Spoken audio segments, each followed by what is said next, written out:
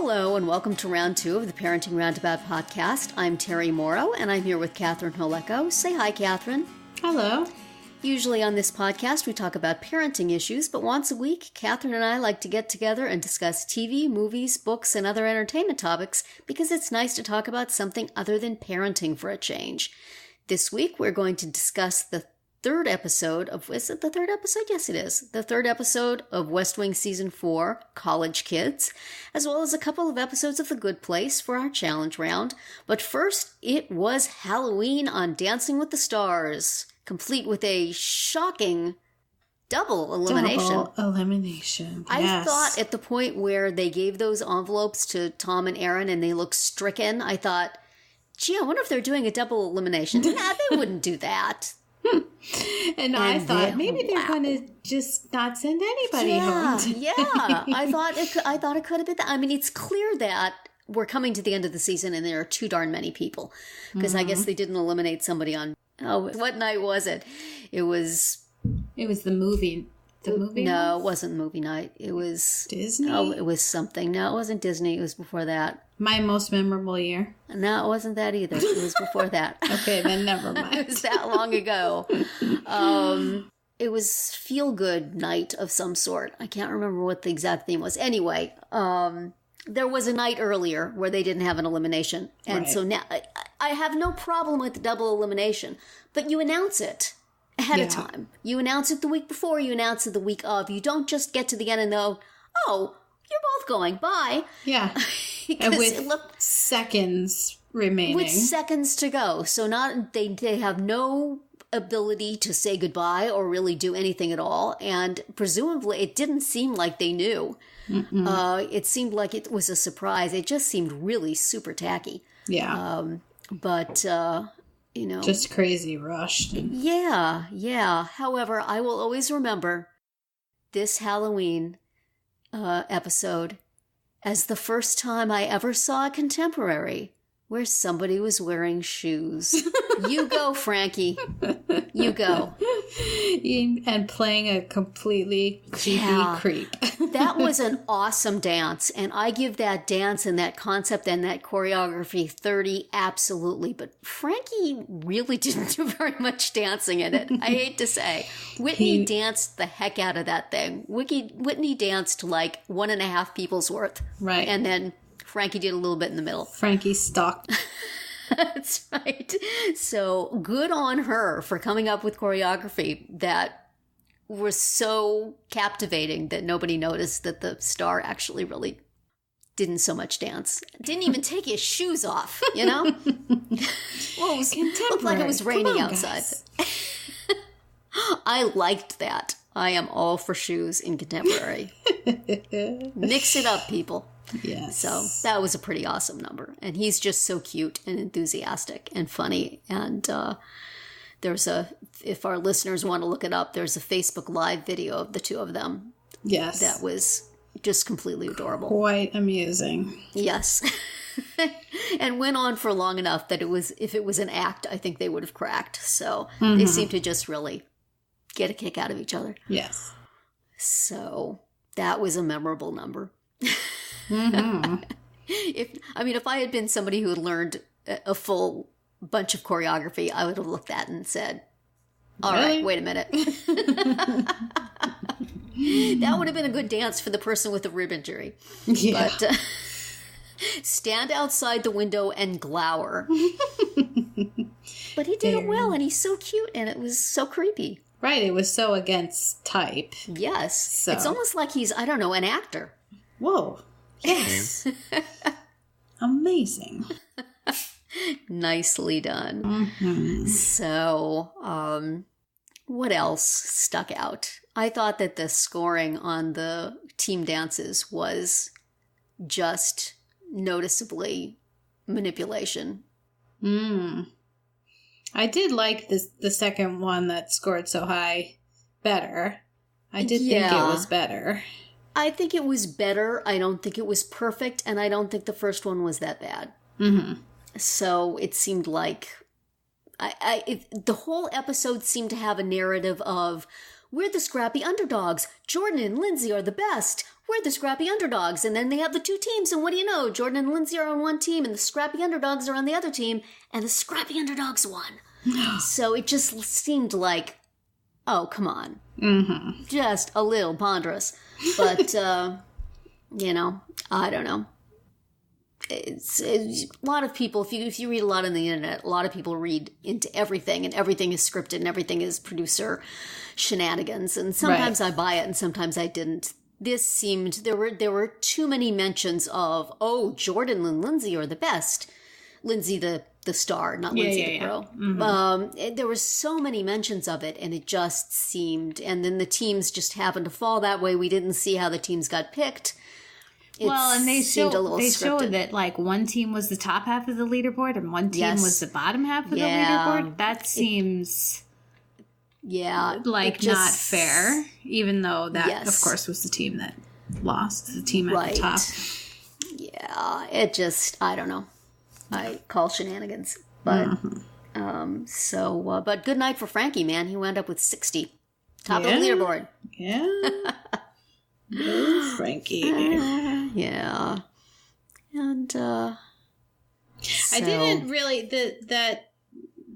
the losing team dance. Mm-hmm. I wasn't too clear on what they were trying to say with their costumes. Like, who was were the pros like monsters and the stars just innocent folk walking in formal dress through a corn maze? Yeah, that's what I didn't get. What story they were exactly trying to tell there. I was confused. Yeah, that's true. There was a lot going on. But there was a lot going on in a lot of the dances. It seemed like the troupe needed to have its cards punched, and so they said, everybody use the troupe. Right. Well, and now I'm forgetting who it was. That didn't have just myths of hiding footwork. It was myths of hiding entire bodies. Oh my gosh, I saw that. Was that? I feel like it might have been Vanessa and... Was it Vanessa and Max? I think it was. Yes. There was somebody where you just like came up to their waist. Yes, and sometimes beyond. It's like, okay. There's myths of hiding footwork, and then there's fog. Yes, fog of hiding. That was extreme. I can't remember now exactly who it was, but it was a female contestant, and it was extreme. Yes. So, I thought Val and Victoria's dance was sort of underwhelming. Yeah. I don't know quite what to do with her, because I like her. She seems real nice, and I usually root for the contestant with a disability, but she's just sort of sweet in there. Mm-hmm. And boy, Val, do you not get to talk about how tough it is to have a star who's not have dance experience when you won with Lori Hernandez like 2 seasons ago. Be quiet. Right. You didn't mind it then, man. Mm-hmm. You didn't mind having a contestant who's been dancing her whole life. Right. So spare me the wah, wah, wah now. Exactly. But Jordan's dance I thought was good, as usual. Mm-hmm. But a lot of troupe, a lot of faffing about, I thought. Mm-hmm. But enjoyably done, you know. Yeah. So, yeah, absolutely. Yeah. And I feel like Drew he's squeaking in every time, don't you think? Like he is. He's lucky. He apparently has voters because they're keeping him there. Good for him. I like him. Yeah, but I like him too. I've been splitting my votes between Jordan, Frankie, and Drew all along, and I had to drop Drew this week because I'm getting down to I don't have that many votes. Right. So, and Frankie is coming on strong. He is really coming on strong. Yes. He's doing very well. And he could, if he doesn't stumble, he could actually take this thing, I think, which is funny because he was the one I thought was going to be the first to go. Right. So, You are on record. I am on record, yes, as thinking that he's going to get on this thing and say, what the heck am I doing here? Nobody told me it was this. Right. And in fact, he knew all about it. And yes, is extremely enthusiastic and is now lobbying to be on the tour. Or Whitney's lobbying him to be on the tour. Well, he seemed enthusiastic about it. Yeah. So I really wonder if he's gonna retweet everybody who used that hashtag. That's gonna be a lot of retweets. Mm-hmm. I was tempted to do it just to see. Yeah. But Nikki's dance, it's too bad the way Nikki and Vanessa went home, I think. I don't know if they were the two I would have picked. I don't mind. They were in the group that I wouldn't necessarily mind if they went home, but seems a little harsh. Yeah. I'm sure Max is happy because he still doesn't seem to be pretending too much. Yeah, he's like, Peta's done. I'm done. Yes. See ya. They have to dance in the troupe now, don't they? Was Peta in the troupe? Somebody said that they didn't see her. I certainly saw Sharna. I saw Sharna, but there's so much costuming happening that there was a lot of wigs. Mm-hmm. So I do remember seeing Sharna. Yes. Yes. Yeah. Sharna always makes her presence known. Yes. She sure does. Yeah. Didn't enjoy Terrell. Why do I keep wanting to say Terrell? I didn't enjoy Terrell's dance this week as much as I did last week. I don't know why. It just was kind of blah. And also Adore again. Does Cheryl have like a contract with the door company that she has to use doorways in all her dances? Right. Good question. So it was enjoyable generally. My daughter had to check out partway through. She did not come back after dinner because she said it was too scary. Yeah, too much with the ghosts and the zombies and the scary makeup. And I said to her, well, don't you want to see Frankie's dance? It'll be cute. Thank goodness she said no. I'm done. Because... yeah, his was the creepiest of them all. It really was. And it was like real life creepy. Exactly. Rather than paranormal creepy. Yeah, that's why it was creepy. Yeah, that was really, really very effective. Good, kudos to Whitney for that dance. That was good. Mm-hmm. That seemed like something that could have been on So You Think You Can Dance, except the guy would have danced more. But still, the basic concept of it seemed like something you would see there. Yeah, I think you're right. Yes. So, next week, is there anything else from this week you want to talk about? Anybody else's dance that struck you? I don't think so. Because I happened to be mucking about on Facebook while I was waiting to record this, they already have announced who the trios are going to be for next week. Oh. People Magazine's got them, which makes me wonder, are there two trio people who signed up and now aren't going to go? Or did they just not get anybody for Vanessa and Nikki? That's the speed of releasing this is a little fishy. Yes. But it's good. The concept which they sort of introduced on the episode is that they're bringing back past contestants. Right. To be in trios with these people. And they're pretty good. I can see there being some really fun stuff coming out of this. So, Rashad from last season, Rashad Jennings, is going to be with Drew and Emma. Okay, so Corbin, tall guys. Tall guys, yes. And very Emma, good matchup. Emma partnerships, okay. Emma partnerships, both the same, yes. Corbin Blue, who was on season 17, best known to, I think, pretty much everybody from High School Musical. High School Musical. Yes, definitely. Will be with Jordan and Lindsay. That seems like a really good matchup. Yes. And Lori Hernandez is coming back to go with Victoria and Val. Alfonso is going to be with Frankie and Whitney. That works, I think. Mm-hmm. Christy Yamaguchi, who was Mark's partner in season 6, is coming back to be with Lindsay and Mark. Okay. And Kelly Monaco, who was the somewhat controversial season 1 champion, will be with Terrell and Cheryl. And controversial why? I did not watch it then. Housewife? No, I believe somebody else was originally named the winner.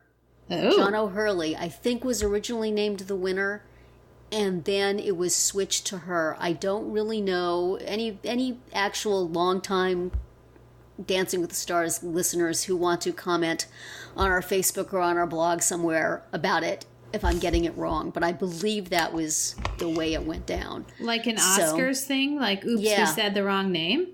I don't remember exactly what it was. I'll have to look it up, and I'll have the whole story next week. Okay. or we'll have it in the show notes. But there was some faffing about over that. That sounds it was very not a dramatic victory, but I think she has gone on to be considered the champion of that season. Okay. So, it should be, she was back for one of the All-Star seasons too, and I didn't think much of her, but I think she and Val were doing really slutty dance routines. I think that was it. I apologize to her if I'm remembering incorrectly, but I'm pretty sure I'm not. Anyway, so those should be good. I'm looking forward to those. And I think there should be some really strong and really fun dances coming out of that. Yeah, definitely. So I'm looking forward to seeing that. Seems like theoretically a good move on the part of the producers to make up in some really tiny and inadequate way for the really crummy elimination tonight. Yeah, that was real bad. As like, here we've had this nice fun night, and let us end it in the most ungracious and arbitrary way we possibly can. Yeah, that was rough. It was like, you know. Did not care for that. If it had been a prank by Sasha, it would have been a good one. Well, unfortunately, no. Unfortunately for poor Nikki and Vanessa. Yeah. Time is up. Too bad. That's right. Well, time is up for our talking about Dancing with the Stars, I think, and we should move on to the West Wing episode, College Kids. Coming after the high point of 20 Hours in America Part 2, this episode is kind of there. Yeah. There's absolutely nothing wrong with it. It's perfectly fine. It gets the job done. But, you know, I really have nothing much to say about it. It was, and similarly with the West Wing Weekly podcast on it, it was okay. Yeah. I mean, they got Amy Mann to come on and talk, and they got Amy Mann to come on and say she really didn't remember very much, and then they got the Secretary of Education to say, "Well, I really was a high school vice principal at the time all this was going on, so I don't know much about it." So it's like, well, this was a good use of time, right? But they were both interesting enough. I mean, Amy Mann had other interesting things to say, but you know, it was sort of a little anticlimactic in both cases. Right. So we brought you on to comment on this thing, which you then really have nothing to say about particularly.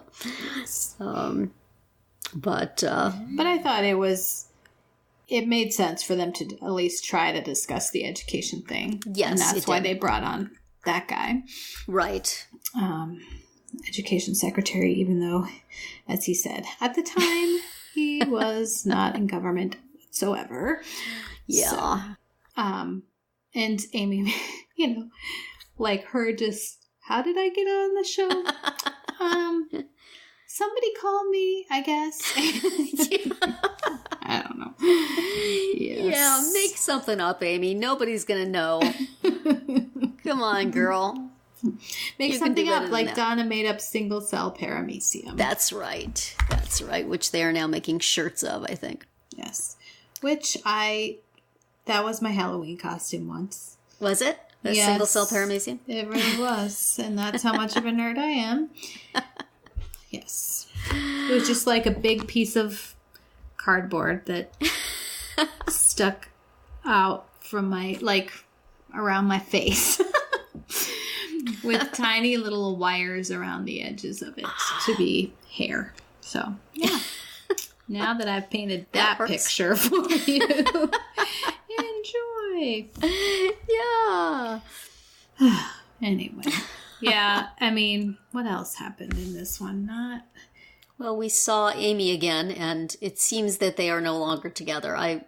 There was some debate about that on the podcast, but I interpreted it that they were no longer together. So did I. I thought it was pretty clear that they were not together.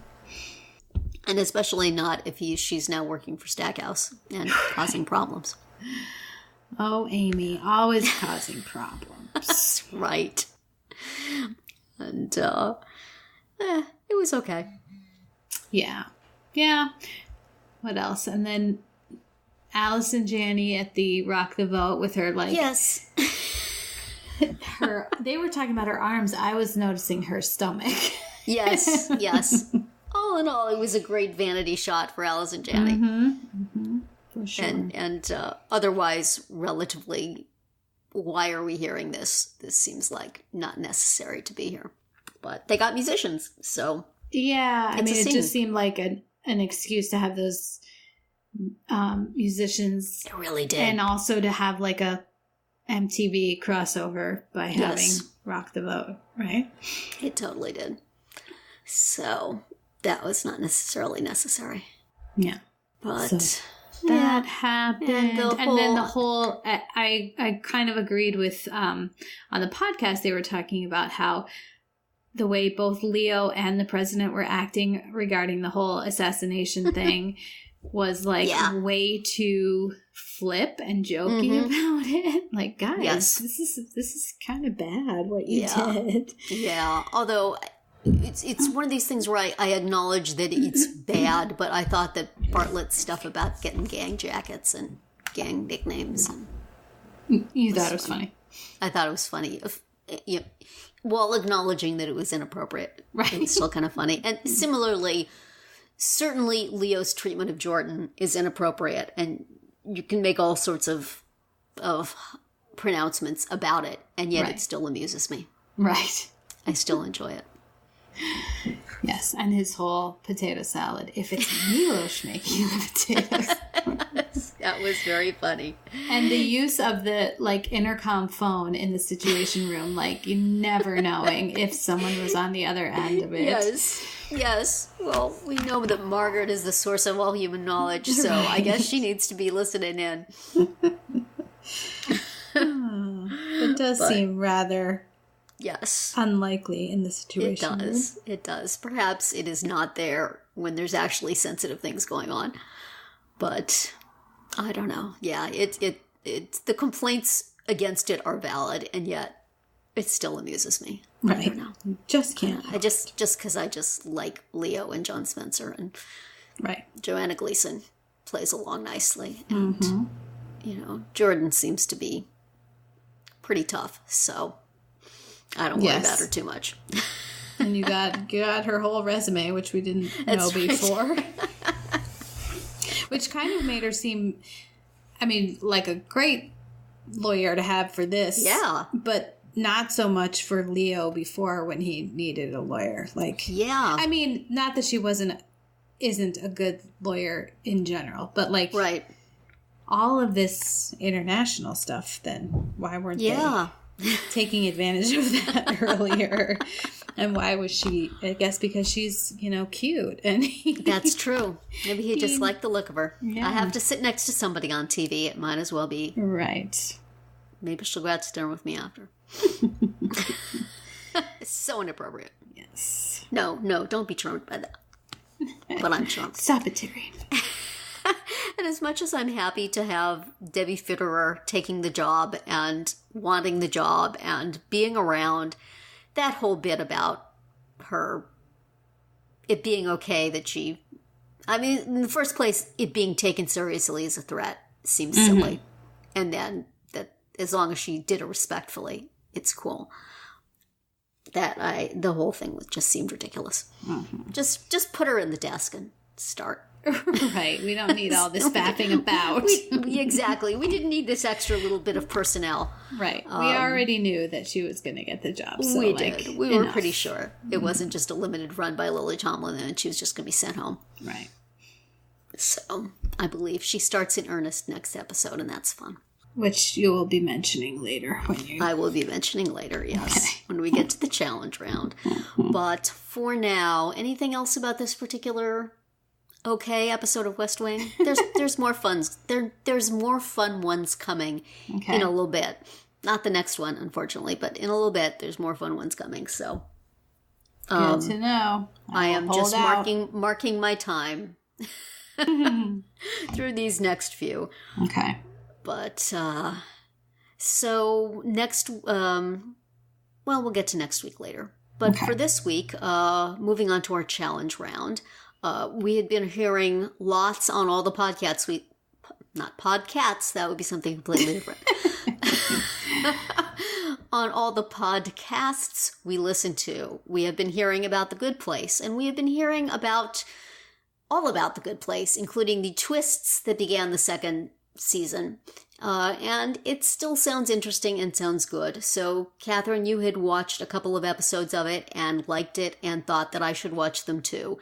So that is what we did for our challenge round this week. We watched the first 2 episodes of the first season of The Good Place. Right. But watched it knowing things that people watching it when it actually debuted did not know when they were watching it. Right. We are spoiled, in other words. Mm-hmm. We have been spoiled.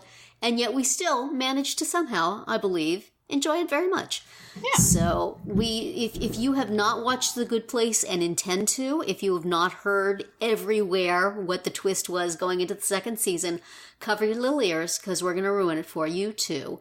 Although it will not really matter because it's just good and it's just funny and it doesn't matter. Yeah. But knowing going in that it turns out that it is not in fact The Good Place. Right. Having that knowledge, it seems very obvious to me that it's not, because her neighbor lady does not seem to be a perfect person. She seems, pretty full of herself. And the neighbor lady's Buddhist monk guy seems kind of passive-aggressive with the silence. So it's like, did we buy this as perfect the first time? I guess people did. I guess we did. Yeah, it's hard to say. I maybe would have, but knowing now what I had been spoiled to know, I see cracks. Yeah. So maybe we were supposed to just kind of wonder about that the first time through. Right. But as you said, it was still quite enjoyable. Still very funny. To watch. You can kind of see the Parks and Rec ancestry in very it. Much, yes. So that's fun. The dumpster guys could very much have worked at the Pawnee Parks Department, right? Yes, and the casting. I mean, Kristen Bell and Ted Danson are outstanding, and so is I think the guy who plays Chidi, who is supposed to be. Kristen Bell's soulmate. When you get to The Good Place, you get a soulmate. Yes. And hers is William Jackson Harper as Chidi, and he is really great. He really is. Just like playing off of Kristen Bell's like horrible person that she's playing, and he's supposed to be this good guy, and he's like a professor of ethics, and he's trying to teach her how to be good, and he's just like, this is such a lost cause. What am I even doing? Yeah, we should mention that for anybody who hasn't heard of it, the premise of it is that Kristen Bell dies and winds up in this place that she is told is the good place that only a very small fraction of humanity winds up in, who have done everything right and wonderful in their life. And she realizes that ain't her, and sees this newsreel of all the wonderful things she's done in her life, and that's certainly not her. And so she realizes there's been a mistake, but she doesn't really want to go to the bad place. Right. So she appeals to her soulmate to teach her how to be a good person, which is quite the task. You're right. We see little snippets of her past life, and it's not like she was, murdering people in alleyways or anything, but she was not the nicest person. She was just kind of a jerk. She really was. Basically your garden variety jerk. Yeah. So I loved, I didn't think until too late that I was watching this streaming and therefore I could have freeze-framed stuff when they have that little film where they say how you get there and all the things that increased your score and decreased your score. Right. I really wanted to stop that and read all of those things because the ones I just happened to glance were really funny. Right. Like, I think being a vegan was worth a certain amount, and then being a vegan but not talking about it unless prompted. Right, was like a lot more. It was an even bigger score. Get a lot more points that way. Yes, exactly. There's also just lots and lots of little inside jokes and funny things like that. So I'm going to have to go back and freeze those and just read them all because they look delightful. Yeah. And, Ted Danson is, of course, wonderful. I've always, liked him in things, and he's just one of the best. So it's neat to see him have a role like this now. Yes. But, yeah, he's great in it. And, yeah, I mean, everybody. And Kristen Bell is very funny and adorable. And I remember hearing originally the whole thing about not being able to curse. Yeah. She does that fake cursing very well. Right. Because she thinks she's saying. Yes. Because it's the good place that there's no swearing, and she'll say something and then she'll be surprised at what she just said because it was not what she had in mind. Right. And she does it very convincingly. You could tell that the character is saying something else, even though what's coming out of the actress's mouth is. Right. So. Right. And she's so, I mean, I was never a Veronica Mars person. Yeah. Me neither. But she's just so, like, adorable whenever you see her, you know, in real life. Yes. In videos or whatever. And you know, this is just so... She's just so awful. So Yes. It's a lot of fun. It is. So if in the theoretical free time that I have, I might try to watch more of it. Yeah, it's very enjoyable. I'm gonna watch more. I did watch a third episode. Yeah, the challenge round was to do just episodes 1 and 2 of season 1, and I've since watched the third one as well. Okay. So I almost did, but I stopped myself. Oh. Well, but you'll be very proud of me. I had a speechless binge yesterday, and I got all through, like, the 10 episodes I had from last season still on my DVR, and I watched a couple from this season, so I'm not quite there, but I'm into October. That's impressive. Yes. Those half-an-hour shows go down pretty easy. They do. You know? Yes. So if you just start it going and just watch one after the other. Right. So it was fun. So we'll achieve something. When I get caught up on that, perhaps I shall try to watch more episodes of The Good Place. Yeah. But I, recommend it. Even if you've been spoiled, you can certainly go back and watch it and enjoy it. Yes. With this new knowledge, even with this new knowledge in your head, it's enjoyable. Mm-hmm. So I look forward to seeing more of it. Yeah. Okay, so for next week, in honor of Lily Tomlin's arrival as a cast member on The West Wing and a fixture near the Oval Office there, I thought I would watch one of my favorite movies with her that I have not watched for an extremely long time. So apologies all if we watch this and it's awful. But I remember enjoying the heck out of it way back in 1984 when it came out. The movie is called All of Me. It stars Lily Tomlin and Steve Martin. It has a ridiculous paranormal sort of plot line that is mostly just a delivery vehicle for amazing physical comedy by Steve Martin. So we will watch that and talk about that next week. We will also watch the episode of West Wing called The Red Mass, which is now the 4th episode of season 4. Yes. And so the next 2 episodes after that are both really good. And then we will also, of course, watch Dancing with the Stars, trio dances. And who knows how many people they'll eliminate. Right. Maybe they'll just get it down to 2. Maybe they'll just decide, you know what? 3. We're going to save some time. We're just gonna name a winner tonight. You know what? Right. And we'll just do a retrospector for the next 2 days. Anything can happen. Maybe they'll bring somebody back. Hey. Who knows? Could happen. And that's going to be it for our round 2 today. Please subscribe to our Parenting Roundabout podcast so you won't miss any of our episodes, including our daily speed rounds and weekly group chats. As always, you can find recaps, links, and an opportunity to comment on our website at parentingroundabout.com. Goodbye, Catherine. Bye, Terry. Goodbye, everybody.